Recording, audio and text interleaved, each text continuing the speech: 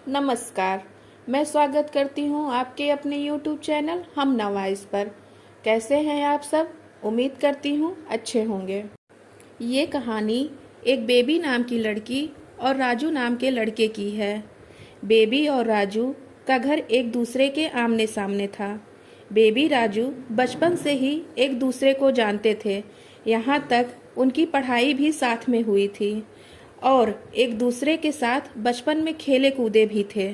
बचपन से ही बेबी राजू एक दूसरे के बहुत अच्छे दोस्त बन चुके थे। ऐसे ही समय बीतता गया और दोनों बड़े हो गए।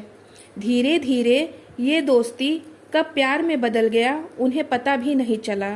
वो एक दूसरे के खुशी और गम को बांटने लगे। यहाँ तक वो एक दूसरे के खुशी और गम को अपना बना बैठे थे। बेबी राजू एक दूसरे से बेइंतहा प्यार करने लगे। बेबी और राजू मन ही मन एक दूसरे को अपना हमसफर मान चुके थे। घर आमने सामने होने की वजह से एक दूसरे को दिन रात देखा करते थे। इशारों ही इशारों में एक दूसरे से बात भी किया करते थे।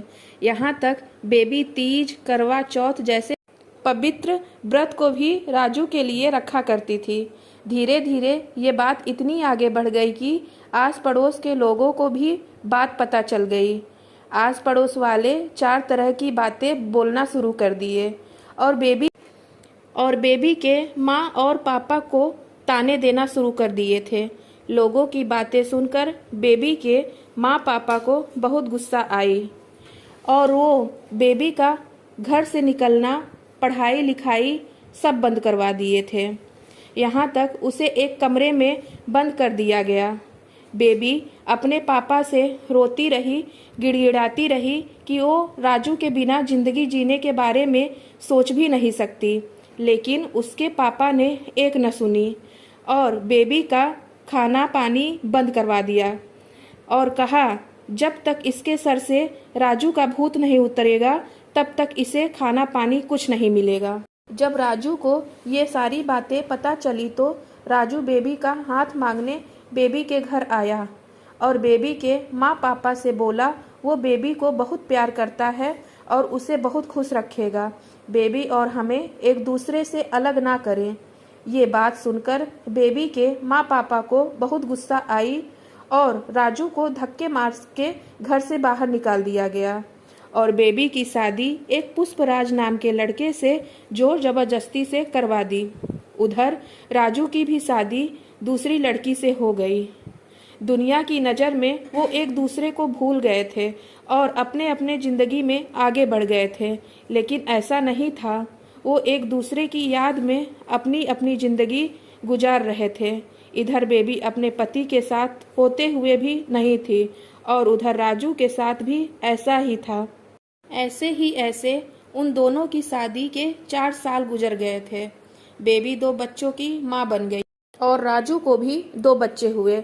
इन 4 सालों के बीच बेबी और राजू के बीच कोई बात नहीं हुई, ना ही एक दूसरे को देखे।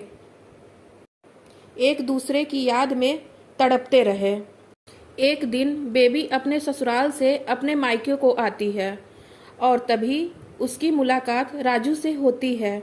वो दोनों एक दूसरे को देख अपने अपने आंसू रोक नहीं पाते हैं और एक दूसरे के गले लग जाते हैं और बहुत रोते हैं। राजू ने बेबी से बोला, बेबी क्या तुम मुझे भूल गई? बेबी ने कहा, राजू मैं सांस लेना तो भूल सकती हूँ पर तुम्हें नहीं। ये मत भूलो, ये शादी नहीं बल्कि एक समझौता है। मैंने सच्चा जीवन साथी तुम्हें ही माना है, अपने पूरे तन और मन से। फिर राजू बोलता है, अगर ये बात सच है बेबी तो चलो हम तुम बहुत दूर चलते हैं जहाँ मैं और सिर्फ तुम होंगे। तीसरा हम दोनों के बीच कोई नहीं। हम अपनी ज़िंदगी नए तरीके से जिएंगे। फिर बेबी बोलती है, लेकिन राजू तुम्हारी तो शादी हो चुकी है और तुम भी 2 बच्चों के बाप बन चुके हो, क्या ये सही रहेगा? फिर राजू बोलता है, मैं कुछ नहीं जानता, मैं सिर्फ तुम्हें जानता हूँ बस। अगर अब तुम मुझे नहीं मिली तो मैं अपनी जान दे दूँगा। इस बार मेरे अंदर इतनी हिम्मत नहीं कि मैं तुम्हें दोबारा खो दूं। बेबी बोलती है, मैं भी दुनिया छोड़ सकती हूँ राजू, पर तुम्हें नहीं। मैं अब तुम्हें नहीं खोना चाहती हूँ। तुम नहीं तो मैं नहीं। बेबी राजू के बिना अधूरी है।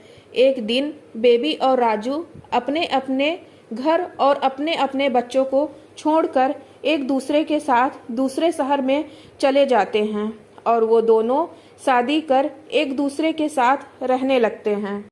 तो दोस्तों, आपको ये कहानी कैसी लगी?